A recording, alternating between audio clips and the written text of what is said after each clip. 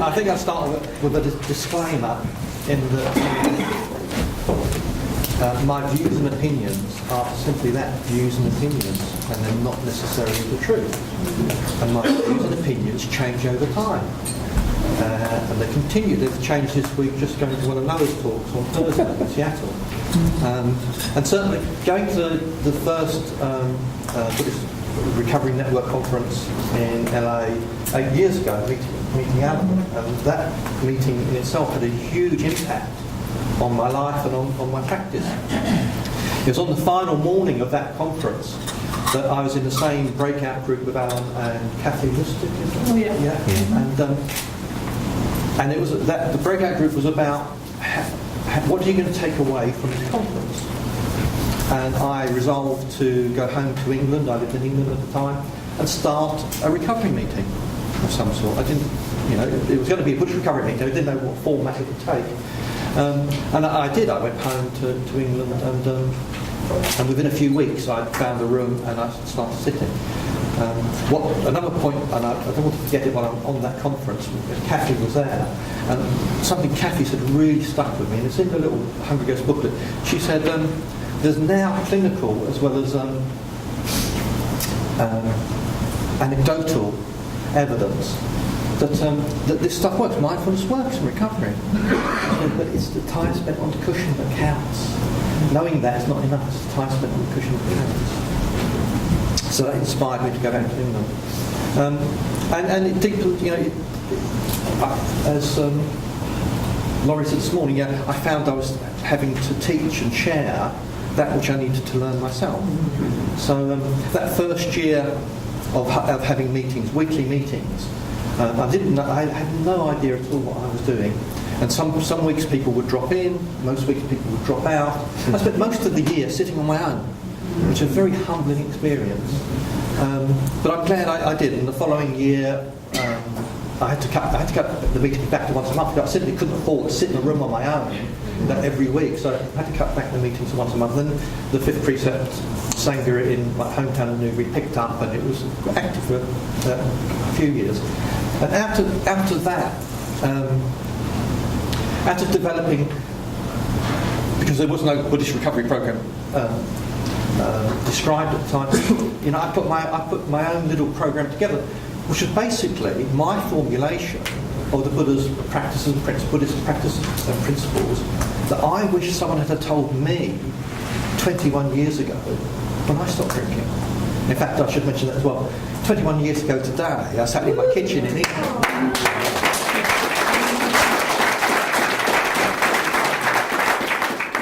And I poured out a glass of beer. And I said, this is my last beer ever, my last alcohol ever. And I also resolved not to switch addictions. Very conscious of wanting, if I was going to put that to one side, what was I going to pick up instead? I'm very conscious of that. So I didn't. But those first 2 years of recovery were dreadful. Absolutely, they were a nightmare. I thought I was losing my mind. I thought I was having a nervous breakdown. Very little support, very little guidance. Until I went to this monastery in southern Thailand, Wat Tam Krabok. I went there as the chairman of a charity, an English charity was taking addicts out there. And I met the first abbot, and the first abbot said, the herbal medicine we give here, the vomiting, projectile vomiting, and the steam baths, the chanting at night. He said, that's great. He said, it's a very real, very rapid detox, but that's only 5% of what we offer. What we're offering here, the other 95% of what we're offering is a commitment, is a vow, is a promise, is an aspiration, is an intention to stop doing things that harm ourselves. And I couldn't help but, of course, making that connection between, and that's what I did at my kitchen in England, was making that vow to myself. And now when I look at that vow, and for me it becomes an embodied intentionality. So it's very karmic orientated. It's an embodied intention. So I'm moving away from suffering out of compassion. I'm not moving away from suffering out of aversion, which for the first 2 years I was doing. So until I could make that distinction between, for 2 years I was abstaining from doing things that I thought I wanted to do. I wanted to be normal because I considered those things normal. And then meeting the abbot, and he's saying, well, this vow, this intention is about abandoning their old ways of life and adopting, embracing a new way of life. So until I make the distinction between abstaining and abandonment, I was struggling. But as soon as I picked up on abandonment, well, leaving that behind. It's not part of my life anymore. Impermanence says that that's who I was. It's not who I am. It's not who I will be. So when I put together this little booklet, the Hungry Ghost booklet, and I think this is version 31, which is a special edition for this conference. Because actually version 32 is already on the internet, my spelling mistakes and what have you. And my views and thoughts, about this whole process change. This basic approach that I've laid down, which I think, it did help me in this order. It was just that surrender to reality, to truth.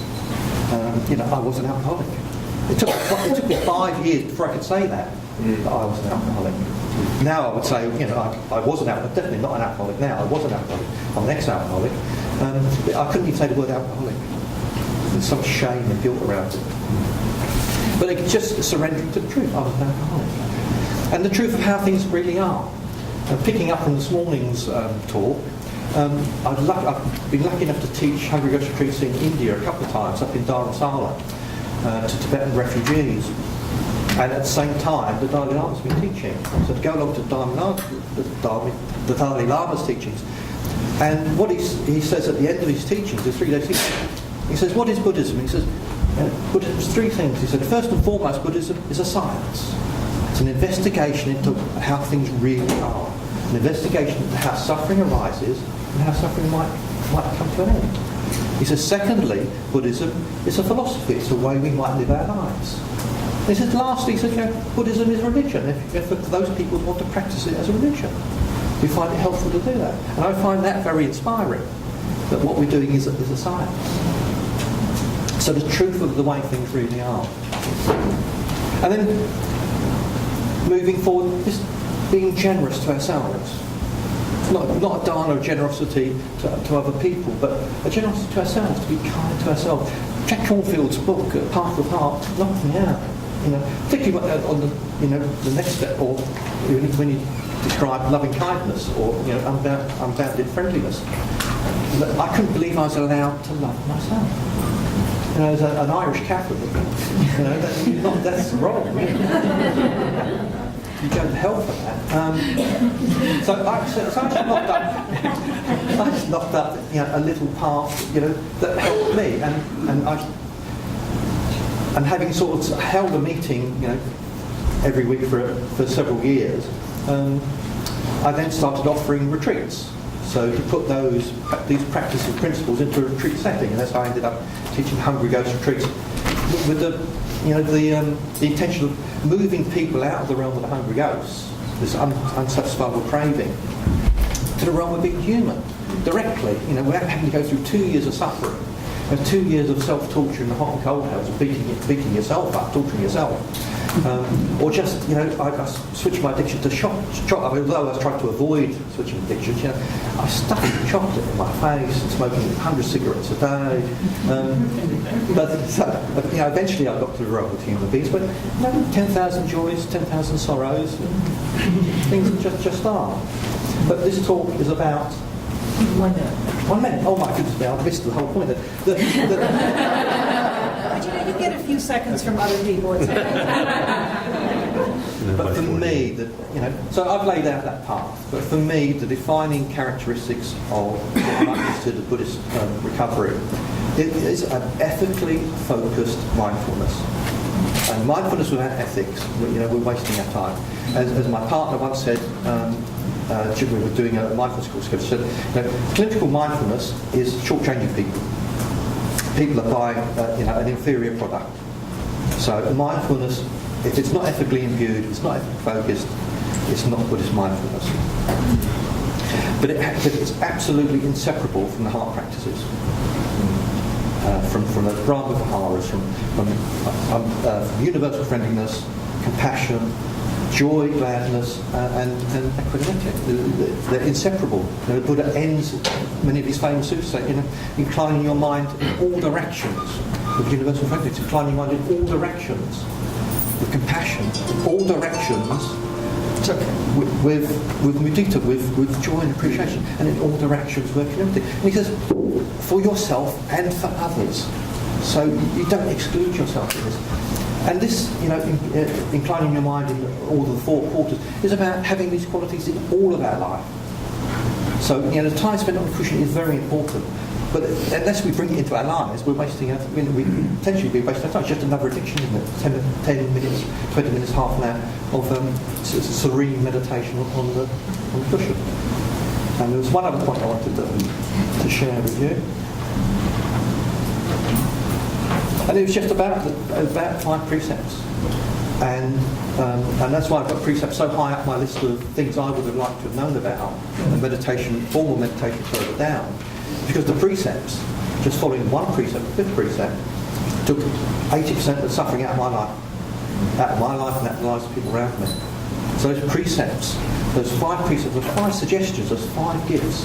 And even when the Buddha offered them 2,600 years ago, even then he says, these gifts are ancient, they're traditional.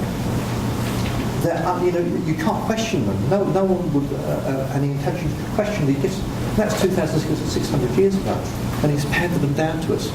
And just by following, living in harmony with the 5 precepts, we can take so much harm out of our lives and the lives of people. Oh, I must finish with one more thing. Sorry, okay. I'm sorry. Should we let him? One last thing. Oh yeah. Because another aspect of Buddhist recovery for me is it doesn't exist.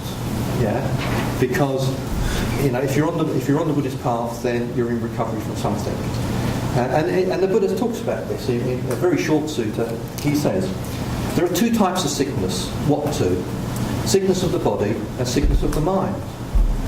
There are to be seen some beings who could admit to freedom from There are to be seen some beings who could admit to freedom from suffering bodily sickness for 1 year, 2 years, 10 years, 50 years, perhaps even 100 years. But it is hard to find beings who commit to freedom from mental sickness even for 1 moment. So for me, that gives us a level playing field. And Buddhist recovery should be about inclusiveness and not about being special and different. As Shankar says, it makes no sense to talk about your pain, it makes no sense to talk about my pain. It only makes sense to talk about pain. Thank you. Sorry for coming over.